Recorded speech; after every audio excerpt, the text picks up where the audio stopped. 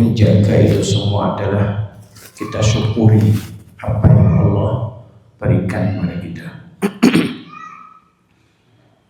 Hal ini diambil oleh para ulama. Para ulama itu mengatakan kunci agar nikmat yang didapatkan oleh seseorang itu terus dia dapatkan hingga waktu yang panjang adalah dengan cara mensyukurinya. Mereka ambil faedah tersebut dari ayat la in syakartum la azidannakum wa la in kafartum inna adzabi lasyadid. Jika kalian bersyukur maka aku akan tambahkan.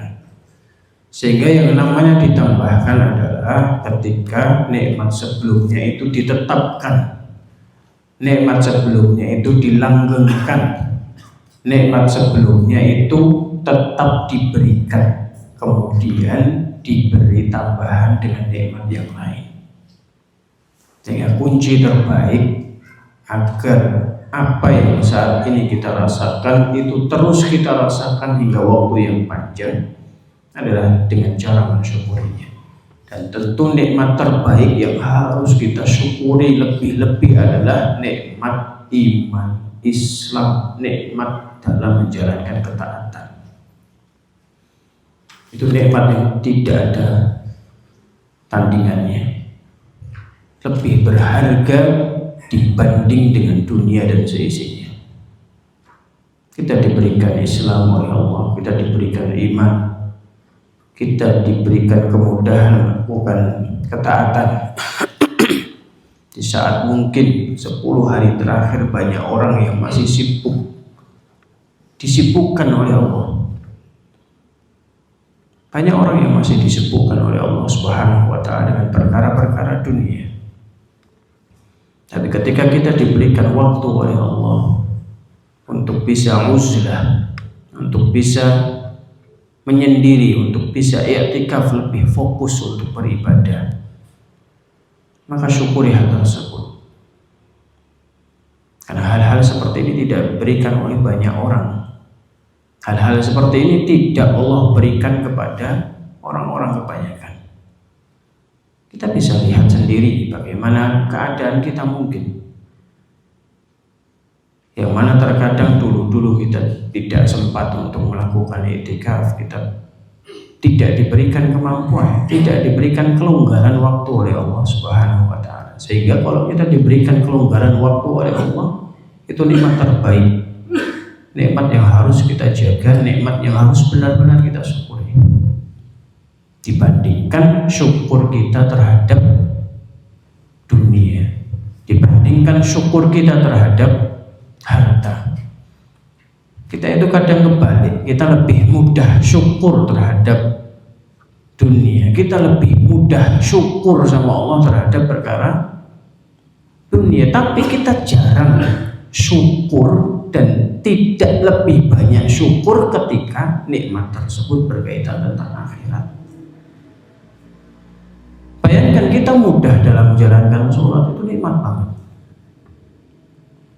Bandingkan dengan, jangan orang lain, bandingkan dengan keadaan kita dulu. Mungkin kita pernah dulu mungkin mengalami fase-fase untuk menjalankan sholat 5 waktu aja masih kesulitan.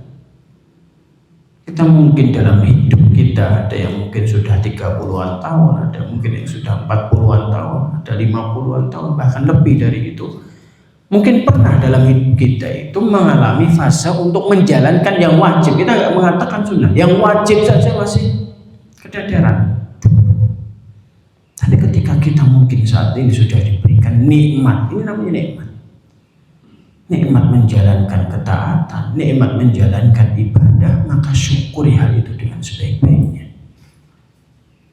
Sehingga renungan-renungan seperti ini harusnya terus kita masukkan dalam hati kita agar kita paham bahwa nikmat akhirat, nikmat tentang perkara ibadah itu lebih besar dibandingkan dengan nikmat urusan dunia. Tapi kadang kita selalu kebalik. Kita lebih syukur kalau urusan atau nikmat tersebut berkaitan dengan dunia. Maka ubah. Kita harusnya lebih menunjukkan rasa syukur kita kalau kita mudah menjalankan ketaatan, mudah sehari bisa 5 juz contohnya, mudah bisa iktikaf, mudah bisa menjalankan berbagai amalan sunnah.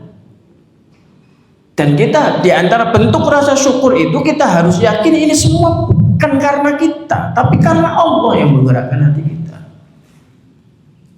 Itu karena Allah. Sehingga kalau kita menanamkan pola pikir bahwa ini semua kemudahan dari Allah, kita nggak mungkin sombong. Karena penyakitnya orang soleh, penyakitnya orang taat itu apa? Ujub. Kebanyakan penyakitnya orang-orang soleh, kebanyakan penyakitnya orang-orang yang rajin ibadah itu ujub. Dia sudah soleh, sudah rajin sholat, sudah rajin melakukan banyak ibadah, akhirnya setan nyusup dari arah dia. Ada timbul pikiran, perasaan dia lebih baik dibandingkan orang lain. Dan ini perasaan yang kurang tepat. Karena kita tahu bahwa kita mudah dalam menjalankan ketaatan. Ini kan yang menggerakkan hati kita adalah Allah Subhanahu wa Ta'ala. Allah gerakkan kita untuk banyak-banyak baca Quran. Allah gerakkan lisan kita untuk mudah melafalkan ayat-ayat Al-Quran. Jika hal-hal seperti ini harus kita pahami betul. Yang pertama, nikmat tentang perkara akhirat itu jauh dibandingkan nikmat dunia. Dan kita harus jaga betul-betul. Makanya dalam pertemuan sebelumnya kita sangat tekankan sekali bagaimana perbaikan hati. Jangan sampai kita lebih mengejar kuantitas, tapi kita tidak memperbaiki kualitas dari amal kita. Dan cara terbaik untuk memperbaiki kualitas amal adalah dengan memperhatikan hati kita. Ya, karena hati itu perlu dijaga. Hati itu perlu diislah, hati itu perlu direparasi, hati itu perlu diperbaiki. Sehingga ma'asyiral muslimin rahimani wa rahimakumullah, pada sore hari ini kita akan mulai masuk di bab berikutnya, yaitu bab taubat yang menghidupkan hati. Jelas gak pakai mic ini? Jelas ya? Lebih sama aja ya kemarin deh, kayak duk gitu, nggak apa-apa, jelas ya. Nah, Iqra ya, Ridwan.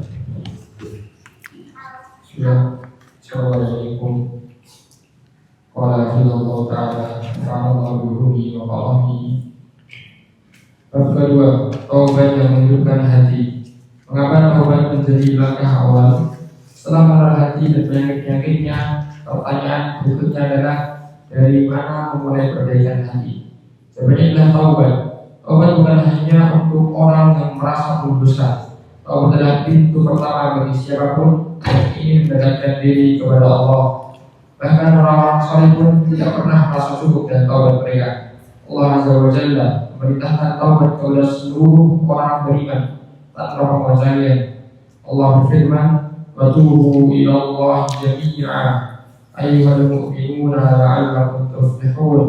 Dan bertaubatlah kalian semua kepada Allah, wahai orang-orang yang beriman, agar kalian beruntung. Perhatikan, Allah tidak berkata wahai orang-orang yang berdosa, tetapi Allah katakan wahai orang-orang yang beriman. Ini menunjukkan bahwa taubat adalah kebutuhan semua hati, bukan hanya mereka yang merasa kotor dan berlumur dosa. Nah, bab kedua ini adalah membahas tentang taubat yang menghidupkan hati.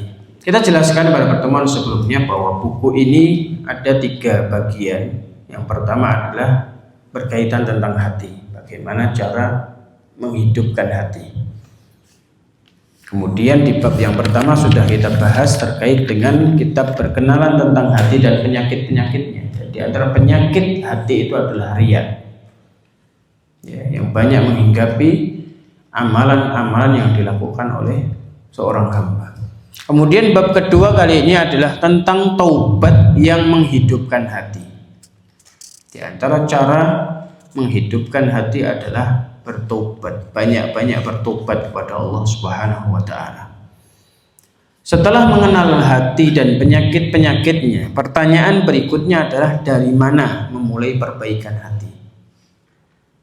Jawaban yang terbaik adalah memulai untuk memperbaiki hati kita adalah bertobat kepada Allah Subhanahu wa taala. Dan tobat bukan hanya untuk orang-orang yang merasa berbuat banyak dosa kepada Allah Subhanahu wa taala. Taubat adalah pintu pertama bagi siapapun yang ingin mendekatkan diri kepada Allah Subhanahu wa taala. Dalam sebuah hadis yang diriwayatkan oleh Imam Muslim, Nabi Shallallahu alaihi wasallam itu sampai-sampai beliau pernah mengatakan, yang kalau kita pikir hadis ini kayak sesuatu yang mustahil, tapi benar maknanya. Karena disampaikan oleh Nabi Shallallahu alaihi wasallam. Diriwayatkan oleh Imam Muslim, Nabi Shallallahu alaihi wasallam sampaikan, "Walladzi nafsi biyadihi," kata beliau, demi zat yang jiwaku berada di tangannya. Maksudnya siapa? Demi Allah. "Lau lam tudnibu," kata beliau, seandainya kalian tidak pernah berbuat dosa, la zahaballahu bikum, maka Allah akan binasakan kalian. Wala jaa biqaumin yudnibun, dan Allah akan ganti dengan suatu kaum yang melakukan perbuatan dosa.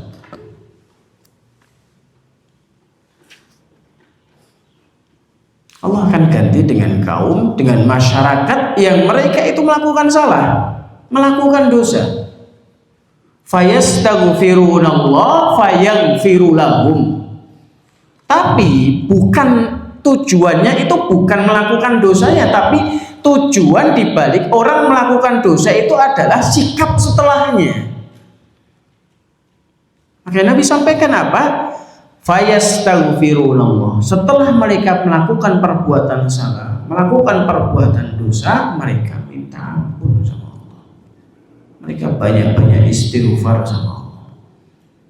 Lantas Allah senang, Allah akan ampuni mereka.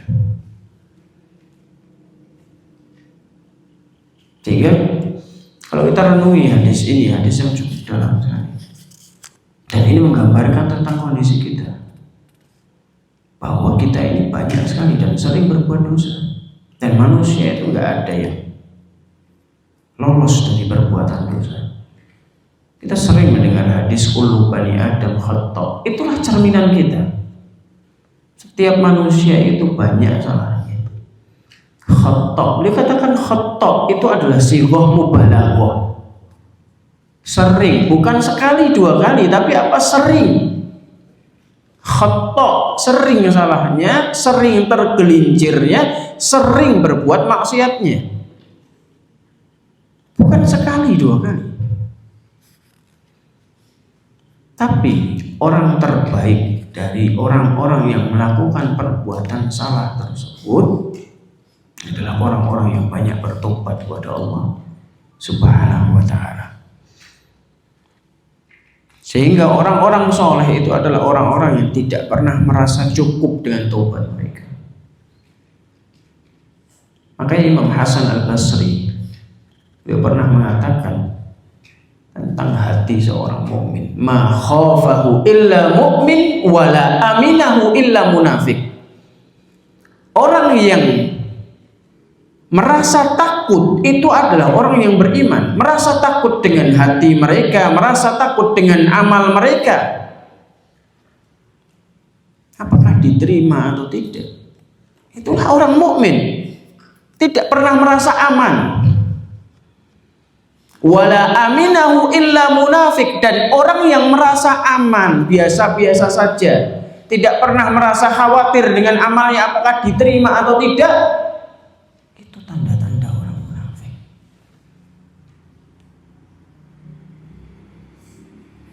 Kadang kita sering mencerminkan sifat seperti itu. Kita seolah-olah amalan yang telah kita kerjakan itu sudah pasti diterima oleh Allah, tanpa pernah minta doa sama Allah, ya Allah terima amal.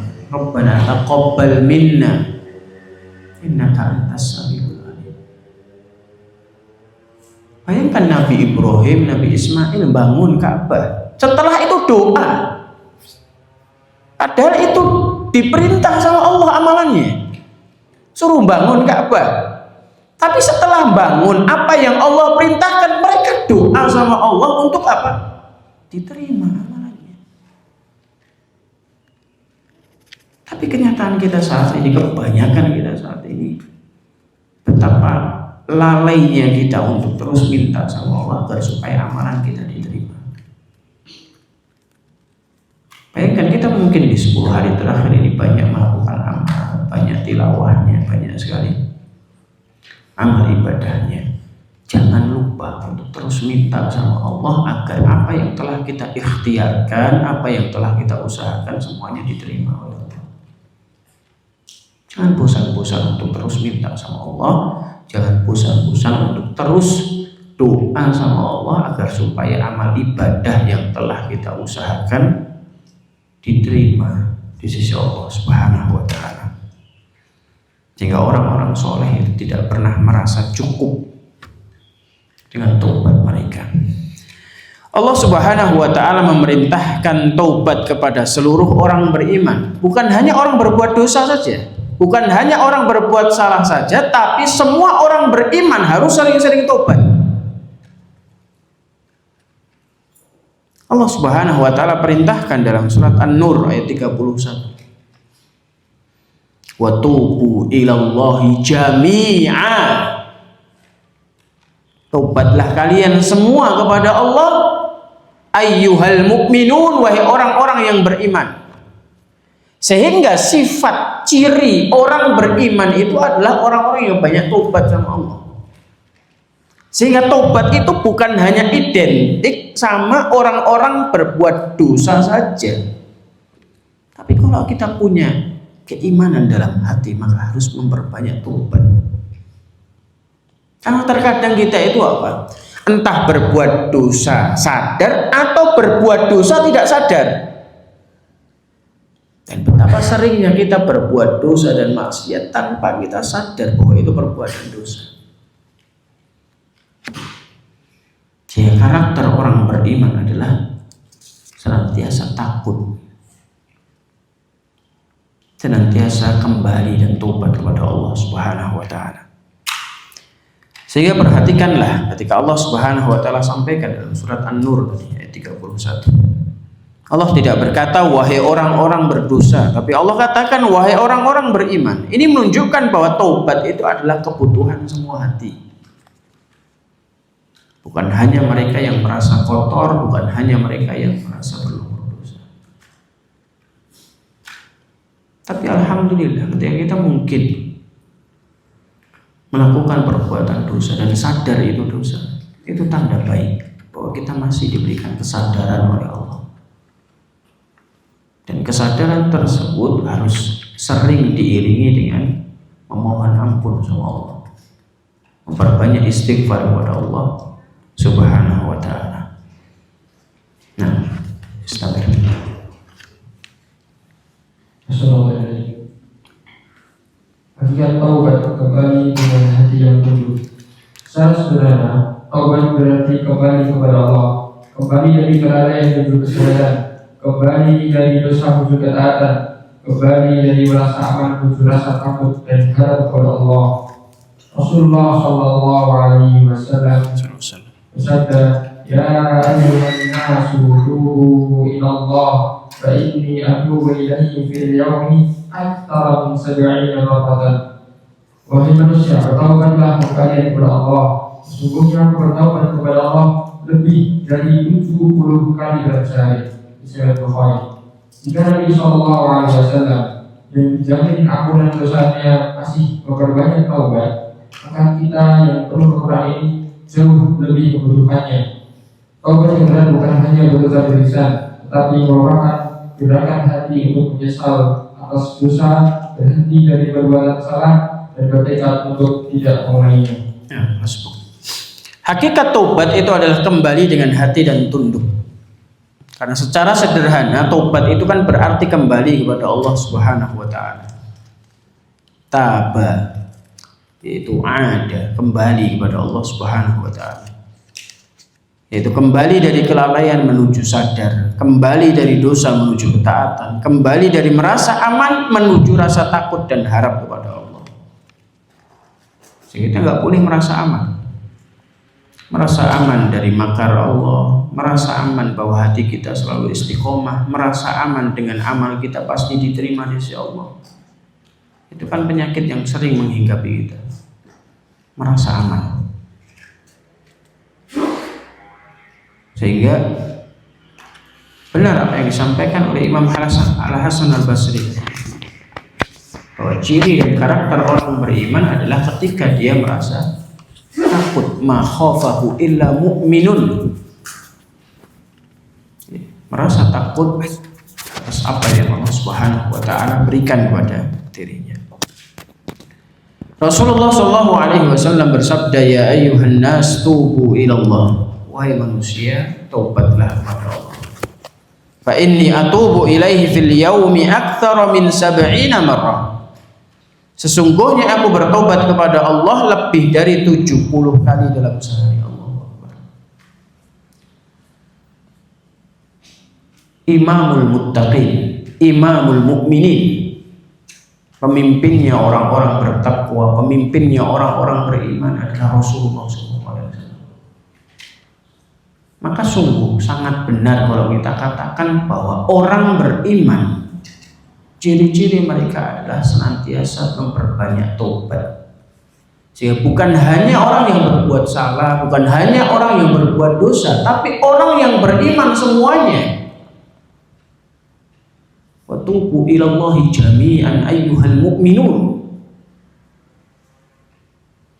Dan lihatlah bagaimana sosok Nabi SAW, keseharian beliau SAW. Lebih dari 70 kali beliau beristighfar. Dalam riwayat yang lain, aktsar min mi'ati marrah, lebih dari 100 kali.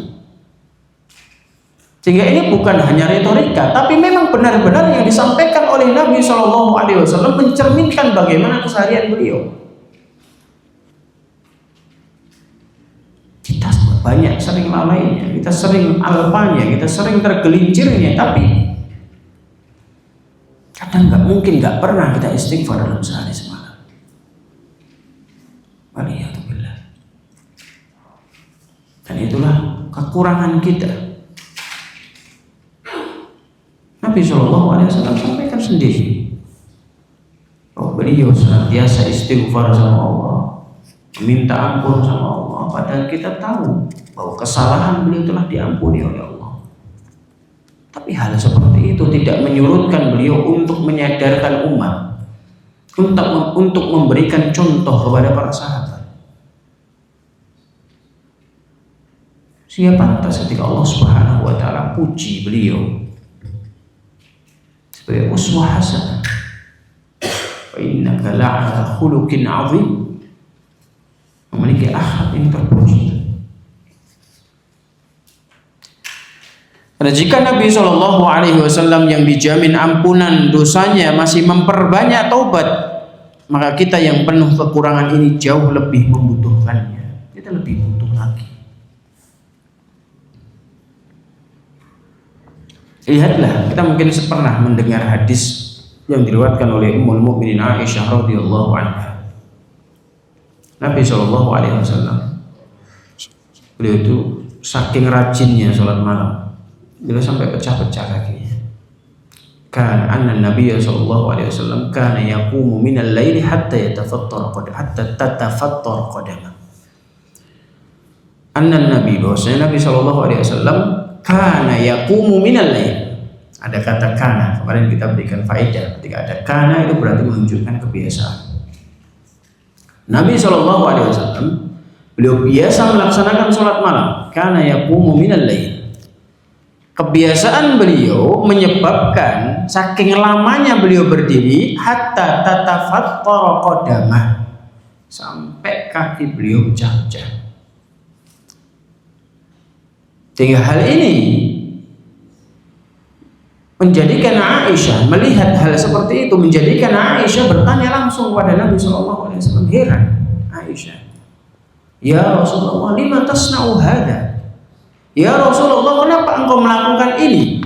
Ini bukan pertanyaan asal yang diucapkan oleh Aisyah, tapi beliau berikan alasannya kenapa bertanya dengan pertanyaan seperti itu. Lima tasna'u hadza ya Rasulullah wa qad ghafarallahu laka ma taqaddama min dzambika wa ma ta'akhkhar.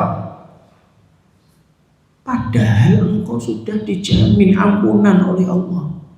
Kesalahan yang akan engkau lakukan dan yang telah engkau lakukan sudah dijamin ampunan oleh Allah Subhanahu wa taala. Tapi kenapa engkau masih melakukan seperti ini? Masih serajin ini wahai Rasulullah? Lima tasna'u hadza ya Rasulullah? Masih serajin itu. Maka Nabi SAW berikan jawabannya. Beliau berikan jawabannya untuk menunjukkan bahwa inilah sosok Nabi SAW. Ya Aisyah, afala uhibbu an akuna abdan syakura. Wahai Aisyah, tidak bolehkah aku menjadi hamba yang bersyukur? Bersyukur atas nikmat istiqomah, bersyukur atas nikmat diberikan taufik oleh Allah.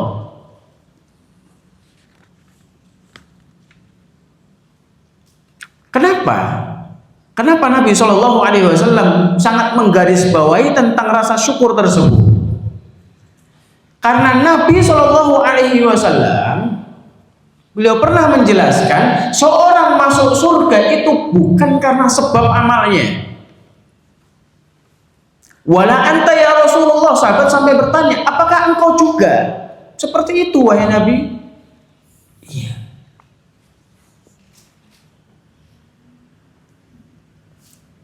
Tapi kita masuk surga itu karena rahmat Allah, kasih sayang Allah, belas kasih sayang Allah Subhanahu wa ta'ala. Kenapa bisa demikian? Kita coba berpikir bahwa kalau seandainya balasan itu dibalas setimpal, nikmat surga itu tidak setimpal dengan kecilnya amal yang kita lakukan. Kalau satu dibalas satu, nggak setimpal amal yang telah kita kerjakan saat ini. Tapi kita masuk surga semuanya itu karena belas kasih sayang Allah Subhanahu wa ta'ala. Makanya Nabi SAW sampaikan jawaban kepada Aisyah, ya Aisyah, afala uhibbu an akuna abdan syakura. Tidak bolehkah aku menjadi hamba yang bersyukur? Bersyukur atas apa?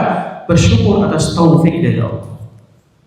Dan kita contoh Nabi SAW, sehingga rasa syukur kita, bentuk syukur kita sama Allah itu mempergunakan hal tersebut untuk lebih taat lagi. Kita diberikan taufik oleh Allah, bisa melaksanakan sholat, rajin sholat, jaga sholat 5 waktu, sehari bisa membaca Al-Quran dengan target. Itu hal-hal yang harus kita syukuri dari Allah Subhanahu wa ta'ala. Sehingga di antara bentuk rasa syukur adalah dengan cara lebih giat lagi dalam beribadah. Karena kalau kita mensyukuri adalah Allah akan tambahkan dengan kenikmatan yang lain. Sehingga taubat itu benar.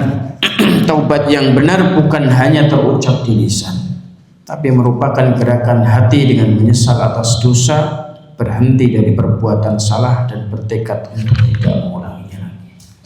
Nah, bismillah. Sallallahu alaihi qala fidal ta'ala, syarat taubat yang diterima. Para ulama menjelaskan bahwa taubat yang benar memiliki 3 syarat utama dan 4 jika terkait hak manusia. Yang pertama adalah menyesal atas dosa yang dilakukan. Yang kedua, meninggalkan dosa tersebut. 3, bertekad tidak mengulanginya. 4, jika terkait hak manusia, maka mengembalikan hak orang tersebut atau meminta maaf. Allah Azza wa Jalla berfirman, illa man taba wa amana wa amila amalan shalihan faulaika yubaddilullahu sayyiatihim hasanat. Kecuali orang-orang yang bertaubat, beriman dan beramal saleh, maka Allah akan mengganti keburukan mereka dengan kebaikan. Al-Furqan ayat 70. Ayat ini memberi harapan besar. Dosa bukan hanya dihapus, tetapi bisa diganti menjadi pahala jika taubat dilakukan dengan sungguh-sungguh. Kesalahan Ya. Syarat taubat yang diterima. Di paragraf terakhir sebelumnya, halaman sebelumnya kita sempat singgung tentang syarat taubat dan kita perjelas di halaman setelahnya. Syarat taubat yang diterima atau dengan istilah lain adalah syarat taubat nasuha. Para ulama menjelaskan bahwa taubat yang benar itu memiliki 3 syarat utama dan 4 jika berkaitan dengan hak manusia. Sehingga dosa yang berkaitan dengan dolim sama orang lain itu lebih berat syaratnya. Karena kalau berkaitan dengan hak Allah itu cukup 3. Yang pertama adalah al-iqla' anidz dzambi, nyesal telah melakukan perbuatan dosa. Dan di antara bentuk penyesalan itu ya jangan diceritakan. Karena orang yang cerita terhadap dosa yang masa lampau, dosa yang telah dia lakukan tahun-tahun sebelumnya, tapi malah dengan bangganya diceritakan, itu bukan bentuk penyesalan. Sehingga jangan bangga dengan dosa yang mungkin dulu pernah saya lakukan. Bahkan sampai ngadu, dulu saya pernah ini, malah ditimpali, saya pernah seperti ini. Sehingga di antara bentuk penyesalan adalah dengan tidak menceritakan perbuatan dosa tersebut. Kemudian at-tarku, meninggalkannya. Meninggalkan ya sudah, tidak melakukan lagi, sehingga nyesel dan tidak melakukan lagi. Karena orang yang nyesel kadang masih melakukan, bisa. Tapi orang yang benar-benar taubat nasuha, dia menyesal dan meninggalkannya. Dia tinggalkan, bas. Dia tinggalkan. Kemudian yang ketiga adalah al-azmu ala adamil audah, yaitu bertekad kuat untuk tidak mengulanginya, walaupun mungkin kadang tergelincir lagi di kesempatan waktu. Karena kita nggak murni, nggak bisa kadang. Tapi ada tekad, benar-benar tekad kuat. Tekad kuat untuk tidak mengulanginya, walaupun kita sadar betul mungkin suatu ketika kita akan mengulangi lagi. Karena kelemahan kita, lemahnya hati kita. Itu 3 tadi kalau berkaitan dengan hak Allah. Tapi kalau berkaitan dengan hak manusia itu lebih berat. Tambah syarat yang keempat, yaitu raddul huquqi ila ahliha, mengembalikan hak kepada pemiliknya. Kalau kita pernah ngambil barang orang, kita harus kembalikan. Kalau kita pernah lukai kehormatan seseorang, kita harus pulihkan. Itulah mengembalikan hak orang lain. Makanya lebih berat kalau itu berkaitan dengan hak manusia. Makanya di kesempatan sebelumnya kita juga bahas setiap orang yang beriman, setiap orang yang mentauhidkan Allah itu memiliki potensi untuk dimaafkan sama Allah. Itu kalau kaitan dosanya berkaitan dengan hak Allah. Yang catatan bukan perbuatan syirik. Bukan perbuatan syirik. Tapi kalau itu terkait dengan dosa yang berkaitan dengan hak manusia, hal itu bisa dituntut sampai akhirat. Maka kita harus hati-hati. Jangan sampai kita pernah berurusan dengan orang terkait perbuatan zalim. Nabi sudah ingatkan betul tentang hal ini. Nabi itu sampai memberikan sebuah analogi, pertanyaan kepada para sahabat. Wahai para sahabatku, tahukah kalian siapa orang yang bangkrut itu? Siapa orang yang bangkrut? Maka para sahabat menjawab pertanyaan itu sesuai dengan kapasitas yang mereka pahami. Mereka mengatakan al-muflisu fina man la dirhama lahu wa la mata'. Wahai Rasulullah, orang yang bangkrut itu kalau menurut kami ya orang yang dia nggak punya aset, dia nggak punya harta. Ya bangkrut, dia udah nggak punya aset, kolaps. Tapi Nabi Shallallahu Alaihi Wasallam inginkan bangkrut yang sesungguhnya itu lebih dari itu. Al-muflisu, orang yang bangkrut sesungguhnya, kata beliau, man ya'ti yaumal qiyamah, yaitu orang yang datang kelak pada hari kiamat. Dia datang dengan membawa pahala sholat, dia sholat dengan pahala puasa, pahala sedekah, pahala amal soleh yang lainnya.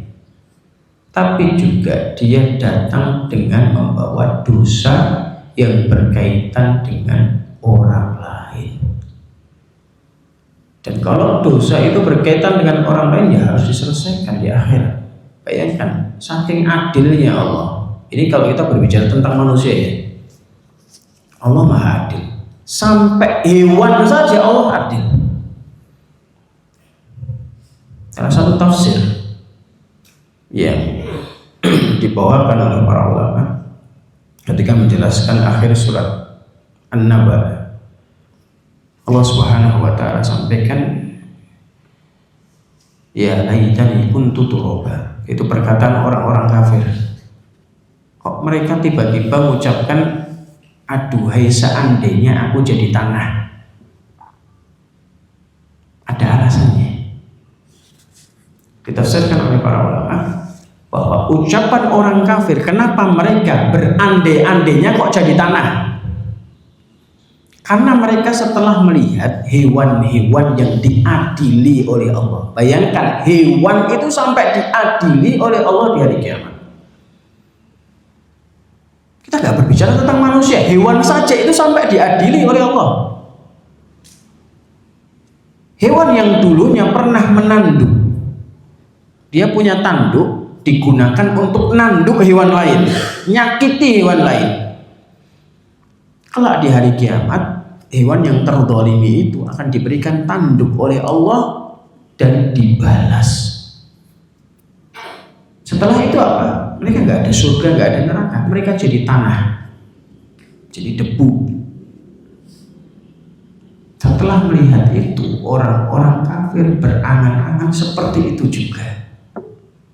Dia sudah diadili toh, nggak ada surga dan neraka. Maksudnya seperti itu. Ya laitani kuntu turaba. Bayangkan, sesama hewan saja itu sampai diadili seadil-adilnya oleh Allah, apalagi manusia. Maka jangan sampai kita berurusan dosanya itu berkaitan dengan manusia. Kalau berkaitan dengan manusia, segera minta maaf, segera kembalikan haknya. Jangan sampai dibawa sampai mati, dibawa sampai akhirat. Jangan sampai ada kata-kata keluar dituntut di akhirat, dituntut sampai akhirat. Waliyadzubillah. Makanya orang yang bangkrut, berdasarkan apa yang disampaikan oleh Nabi Shallallahu Alaihi Wasallam, dia orang bawa pahala banyak, tapi dosanya yang berkaitan dengan hak manusia juga banyak. Maka apa konsekuensinya? Kalau orang dengan seperti ini datang pada hari kiamat, dia bawa pahala banyak, dosa yang berkaitan dengan hak manusia juga banyak. Maka konsekuensi orang yang seperti ini menggabungkan dua hal ini yang dia bawa kelak di hari kiamat, pahala dia akan digerogoti sedikit demi sedikit, diambil, diberikan kepada orang yang pernah dia zalimi. Diambil. Kalau banyak ya semakin banyak juga yang diambil, dibagi, diambil. Hatta idza faniyat, kata Nabi Shallallahu Alaihi Wasallam, sampai kalau sudah habis ini, saking banyaknya orang yang dizalimi, diambillah dosa orang yang pernah dia zalimi. Karena pahalanya kan sudah habis. Maka berikutnya adalah dosa orang yang dia zalimi di dunia diambil sama Allah, diberikan sama dia.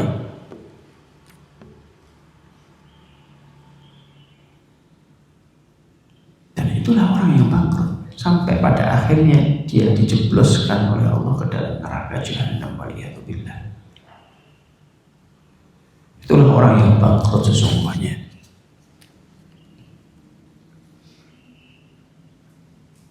Sehingga kita harus hati-hati kalau dosanya itu berkaitan dengan hak manusia.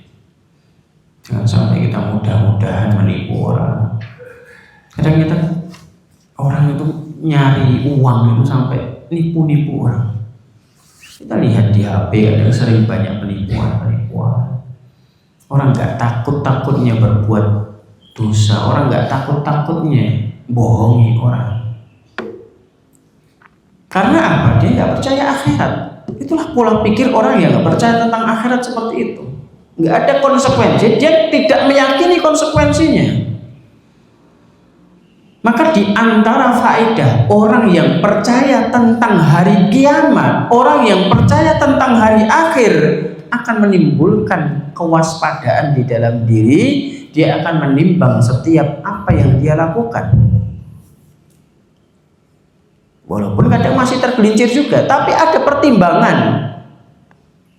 Ini ada konsekuensinya kalau saya lakukan. Saya kalau nipu orang ada konsekuensinya. Walaupun dia mendapatkan apa manfaat duniawi, tapi apa ada konsekuensinya. Orang kalau nipu kan dia kadang aneh-aneh orang nipu sekarang. Dan kenanya banyak-banyak. Ada yang kasus itu istilahnya penipuan segitiga. Ada yang beli dari sini, kemudian ini yang nawar, kemudian dia dihubungi orang lain, sehingga segitiga. Akhirnya yang ketipu 2 orang, bayangkan, bukan 1 orang, 2 orang dia tipu.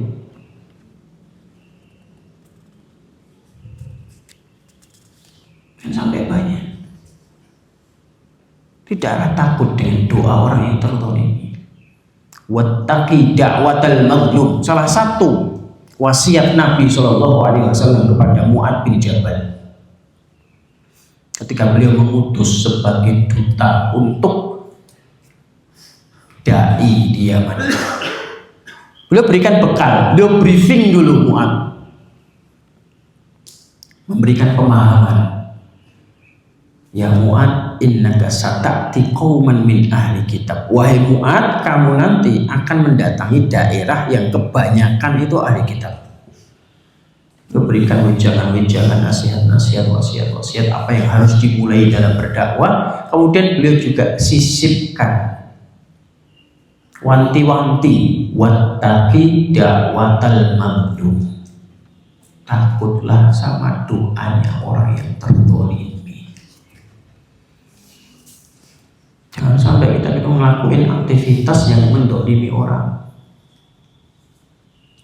Kalau kita contoh yang mungkin dimaklumi, kadang dimaklumi orang,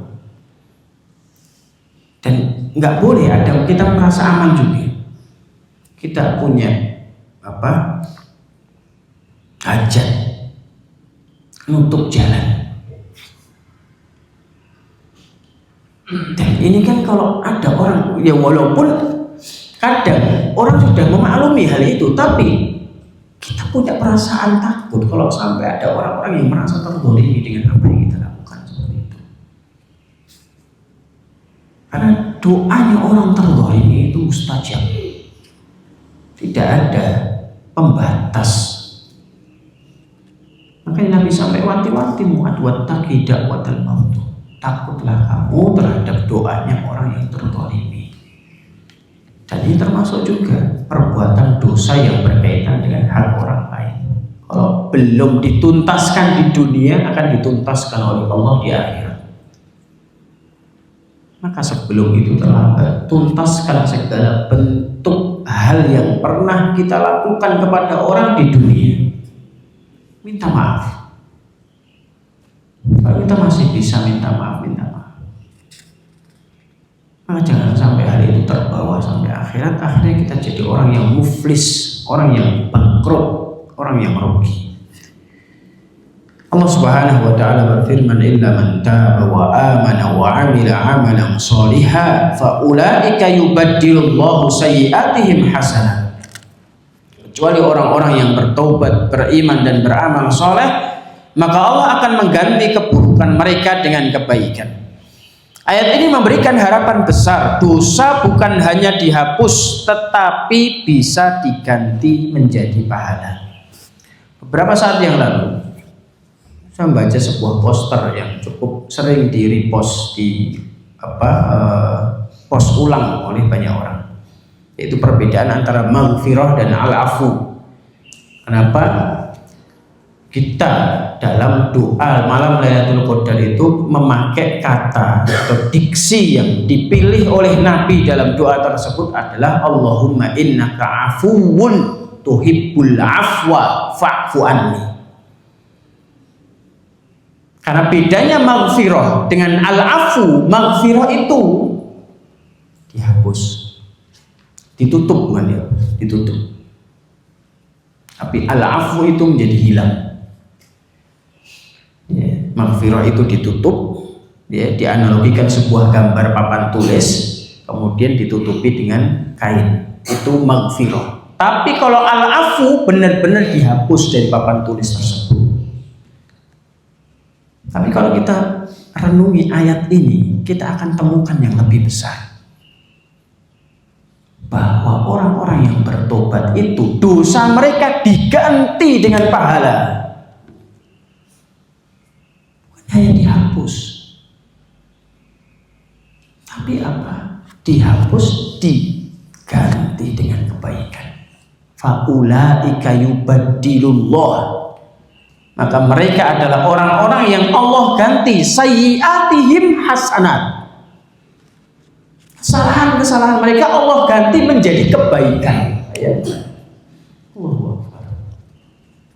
Itu sangat pengasih sama kita Allah. Banyak sekali amalan-amalan yang kadang kita kerjakan itu mendapatkan banyak ampunan dari Allah, yang mungkin gak terpetik dalam pikiran kita. Karena Allah saking sayangnya sama kita.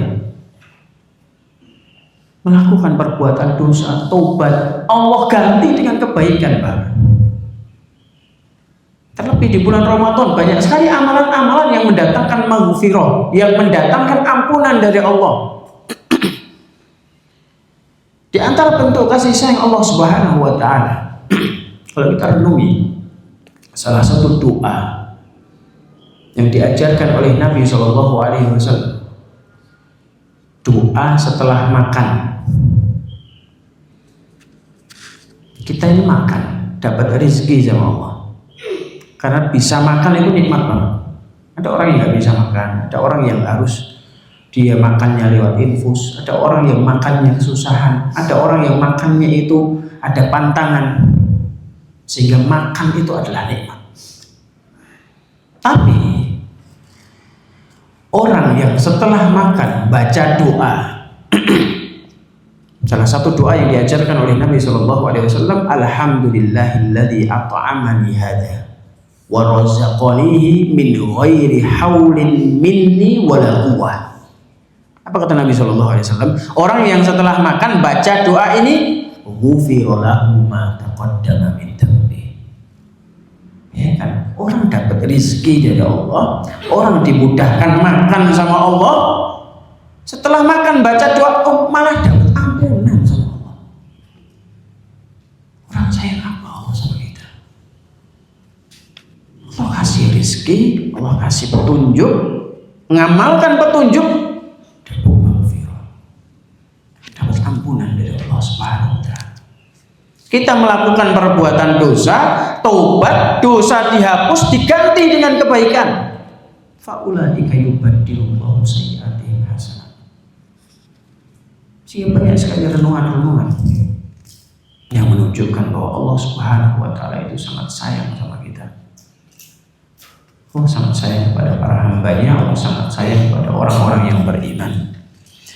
Nah, istighfar. Sallallahu alaihi. Qala hafidallahu ta'ala, Kesalahan umum dalam memahami taubat. Banyak orang ingin bertaubat tetapi terjebak dalam pemahaman yang keliru. Yang pertama, menunda taubat dengan alasan nanti saja kalau sudah baik. Padahal taubatlah yang membuat seseorang menjadi baik, bukan sebaliknya. Kedua, merasa dosanya terlalu besar sehingga putus asa. Padahal Allah membuka pintu taubat selebar-lebarnya. Allah Azza wa Jalla berfirman, "Qul ya ibadiyalladzina asrafu ala anfusihim la taqnatu min rahmatillah." Katakanlah, wahai hamba-hambaku yang melampaui batas terhadap diri mereka sendiri, janganlah kalian berputus asa dari rahmat Allah. Ketika ada orang yang merasa terlalu kotor untuk mendekat ke masjid, maka ia harus memahami bahwa masjid adalah tempat orang membersihkan diri, bukan tempat orang yang sudah bersih. Dalam hadis sahih, Rasulullah Shallallahu Alaihi Wasallam menceritakan kisah seorang laki yang telah membunuh 99 orang. Ketika ia bertanya, apakah masih ada taubat baginya? Ia justru membunuh orang yang ditanya, sehingga genap 100 orang.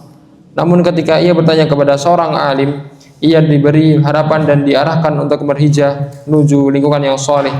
Ia pun berangkat, tetapi meninggal di tengah jalan. Allah Azza wa Jalla pun mengampuninya. Riwayat Bukhari dan Muslim. Kisah ini menunjukkan bahwa selama nyawa belum sampai di tenggorokan, pintu taubat masih terbuka. Sekalian. Taubat di 10 hari terakhir Ramadan. 10 hari terakhir Ramadan adalah waktu terbaik untuk taubat. Pada waktu inilah hati terasa lebih lembut, dosa menjadi lebih disesali, dan rahmat Allah lebih dekat kepada para hambanya. Ketahuilah, Allah Azza wa Jalla membuka pintu ampunannya di malam hari dan siang hari. Sebagaimana sabda Nabi sallallahu alaihi wasallam, "Innallaha yabsutu yadahu bil-laili liyatuba musii'un nahari wa yabsutu yadahu bin-nahari liyatuba musii'ul laili." Sesungguhnya Allah membentangkan tangannya di malam hari agar orang-orang yang berbuat dosa di siang hari bertaubat, dan membentangkan tangannya di siang hari agar orang yang berbuat dosa di malam hari bisa bertaubat. Riwayat Muslim. Betapa luasnya kasih sayang dan rahmat Allah Azza wa Jalla kepada para hambanya. Ampuni dosa-dosa dan kesalahan kami ya Rabb. Taubat menghidupkan amal. Taubat yang benar akan menghidupkan doa, melembutkan hati dan memudahkan ketaatan. Banyak orang merasa berat melaksanakan sholat malam, berat membaca Al-Quran, berat berdoa. Seringkali masalahnya bukan kurangnya waktu, tetapi hati yang belum dibersihkan dengan taubat. Seperti halnya tanah yang keras, ia perlu dihancurkan dan digemburkan terlebih dahulu sebelum ditanami. Penutup bab, taubat bukan tanda kehinaan seorang hamba, tetapi tanda kehidupan hati. Hati yang hidup akan selalu kembali kepada Allah Azza wa Jalla, meski berkali-kali jatuh. Barang siapa memulai 10 hari terakhir Ramadan dengan taubat yang jujur, maka Allah akan membukakan pintu-pintu kebaikan yang tidak pernah ia bayangkan. Nah, di antara kesalahan umum orang yang memahami taubat kepada Allah Subhanahu wa taala adalah menunda taubat dengan alasan nanti kalau sudah menjadi baik. Kenapa kita tidak balik bahwa dengan taubat kita akan menjadi baik? Pemahaman ini seperti orang, sama halnya orang belajar agama, orang belajar ngaji, kemudian apa? Dia nggak punya waktu luang. Kenapa nggak dibalik? Luangkan waktumu untuk belajar. Kadang orang itu belajar, kemudian apa? Ingin belajar agama, karena belajar agama kan merupakan kewajiban kita sebagai seorang muslim. Fardhatun ala kulli muslim. Sehingga kita harus meluangkan waktu untuk belajar. Seperti halnya tobat, jangan sampai tobat nunggu kita menjadi baik. Tapi apa? Rubah pola pikirnya dengan tobatlah kita akan menjadi lebih baik. Dan kedua, merasa dosanya terlalu besar sehingga putus asa. Dan hal ini seperti sama halnya dengan apa yang disampaikan oleh Nabi tentang kisah Israiliyat. Ini kisah Israiliyat, yaitu tentang orang yang telah membunuh 99 orang. Ya, tapi kisah Israiliyat ini dikisahkan oleh Nabi SAW sehingga menjadi kisah yang sahih.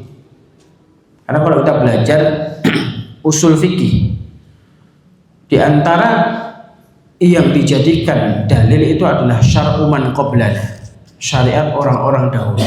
Itu ada 3. Dikuatkan oleh syariat kita, diilgha, yaitu tidak dikuatkan, maksudnya dibatalkan oleh syariat kita. Kemudian yang ketiga adalah syariat kita tidak berbicara tentang hal itu.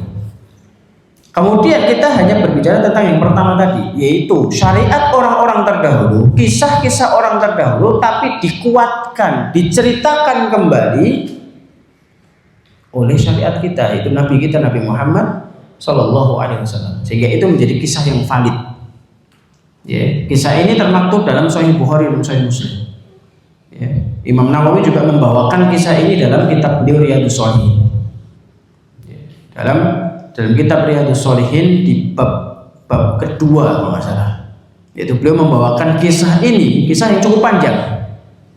Ya, dalam kitab Riyadhus Shalihin beliau, yaitu ketika ada orang yang bunuh 99 orang. Bayangkan, sudah bunuh 99 itu banyak sekali.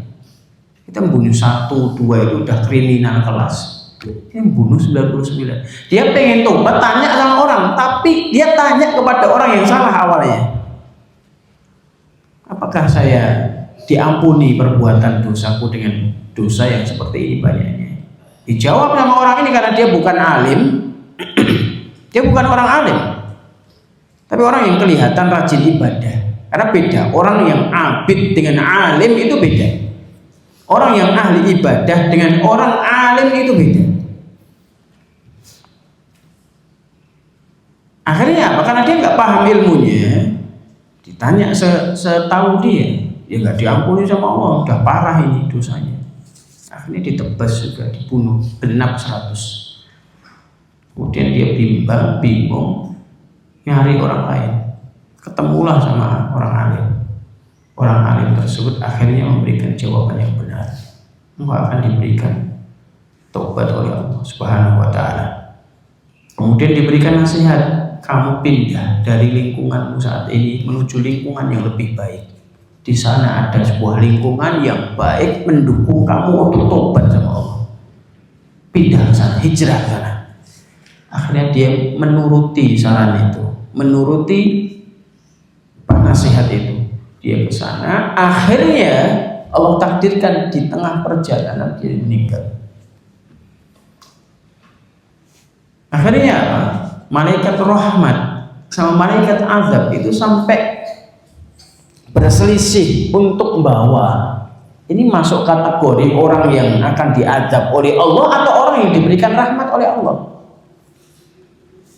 Akhirnya ada malaikat ketiga menjadi penengah. Coba hitung jarak antara keduanya, lebih dekat ke daerah asalnya atau daerah yang akan dia tuju.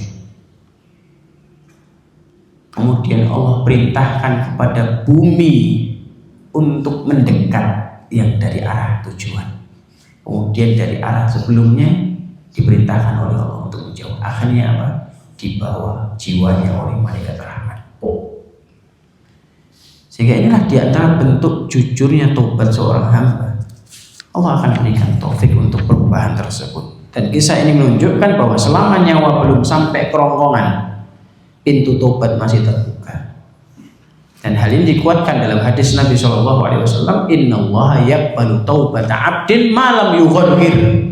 Allah akan senantiasa terima taubat hambanya malam yughargir, selama nafasnya, nyawanya belum sampai di kerongkongan. Sehingga apa? Orang kalau sudah sekarat taubat nggak diterima sama Allah. Buktinya apa? Fir'aun itu sebenarnya taubat. Ucapan itu diabadikan juga oleh Allah dalam Al-Quran. Ya. Ucapan Fir'aun yang menunjukkan taubat dia, ngakui terhadap Tuhannya Nabi Musa, itu juga termaktub di dalam Al-Quran. Tapi apa salahnya dia tobat di saat yang terlambat, di saat sakaratul maut. Padahal Allah akan terima tobat seorang selama belum sampai di kerongkongan, selama belum sekarat. belum menghadapi sakaratul maut. Ya. Kemudian juga tobat di 10 hari terakhir Ramadan itu merupakan waktu terbaik juga untuk tobat. Karena hati itu lebih dekat sama Allah, hati itu terasa lebih lembut, kita lebih mudah untuk mengakui kesalahan, dosa itu menjadi lebih mudah disesali, dan rahmat Allah itu lebih dekat kepada hambanya. Allah itu saking sayangnya sama kita, Allah bahasanya Nabi SAW, innallaha yabsutu yadahu bil-lail. Allah itu membentangkan tangannya untuk menerima taubatnya hambanya di waktu-waktu. Allah Subhanahu wa taala membentangkan tangannya di waktu malam untuk menerima taubat hambanya di waktu siang. Kemudian Allah juga membentangkan tangannya di waktu siang untuk menerima taubat hambanya yang melakukan perbuatan dosa di malam hari. Sehingga setiap hari, setiap saat Allah Subhanahu wa taala akan senantiasa terima taubat hambanya. Sehingga kita jangan sampai pernah putus asa sama Allah, merasa kotor, merasa tidak pantas. Sehingga selama kita masih menyesal apa yang telah kita lakukan, maka ketahuilah Allah Subhanahu wa taala akan terus terima taubat hambanya tersebut. Kemudian taubat yang benar akan menghidupkan doa, melembutkan hati dan memudahkan ketaatan.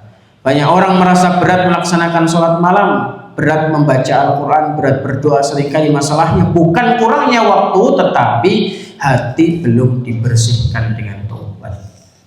Ya, seperti halnya tanah yang keras itu kan perlu dihancurkan dulu, digemburkan dulu. Ya, tanah itu, tanaman itu nggak subur kalau di asal-asalan tanam. Tapi apa? Tanah itu harus dirawat dulu, digemburkan dulu, dipaculi dulu, baru siap untuk ditanami. Demikian juga hati seorang hamba. Ya, harus dibersihkan dulu, harus diperbaiki dulu. Dan cara terbaik adalah dengan taubat kepada Allah Subhanahu wa taala. Kemudian penutup bab ini adalah taubat bukan tanda kehinaan seorang hamba, tetapi tanda kehidupan hati. Hati yang hidup akan selalu kembali kepada Allah meski berkali-kali jatuh. Ingat, Nabi SAW sampaikan bahwa kita ini sering salah, sering tergelincir, sering keplesetnya. Dan cara terbaik untuk kembali kepada Allah adalah sering-sering taubat sama Allah, sering-sering istighfar sama Allah. Karena itulah karakter kita sebagai seorang manusia. Sering salahnya, sering tergelincirnya, sering keplesetnya, maka orang terbaik dari orang-orang yang sering kepleset adalah banyak taubat sama Allah Subhanahu wa taala. Mudah-mudahan Allah Subhanahu wa taala senantiasa memberikan taufik kepada kita, memberikan hidayah kepada kita, memberikan kemudahan kepada kita untuk senantiasa membersihkan hati dan memperbanyak taubat kepadanya. Ini mungkin yang dapat kita bahas pada sore hari ini. Barakallahu fikum wa sallallahu wasallam ala nabiyina Muhammad. Kita tutup dengan doa kafaratul majelis. Subhanakallahumma wa bihamdika asyhadu an la ilaha illa anta astaghfiruka wa atubu ilaik. Wassalamualaikum warahmatullahi wabarakatuh. Waalaikumsalam warahmatullahi wabarakatuh.